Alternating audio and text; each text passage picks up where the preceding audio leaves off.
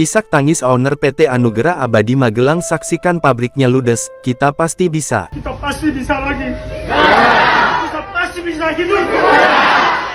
Kebakaran terjadi di pabrik garmen yang terletak di Desa Girirejo, Kecamatan Tempuran, Kabupaten Magelang, Jawa Tengah sekitar pukul 12.15 waktu Indonesia Barat. Kebakaran hebat tersebut menghanguskan barang-barang yang telah selesai diproduksi serta berbagai jenis peralatan.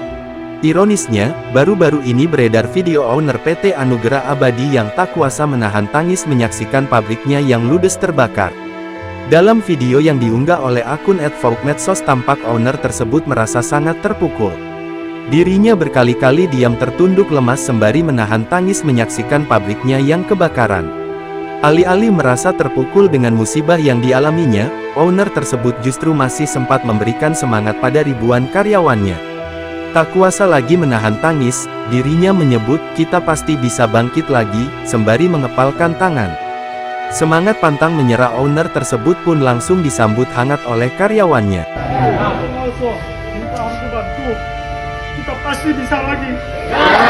Kita pasti bisa hidup.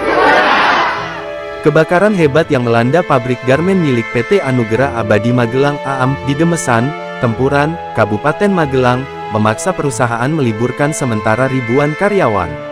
Total 2.700 pekerja harus menghentikan aktivitas kerja hingga ada kepastian lebih lanjut dari pihak perusahaan.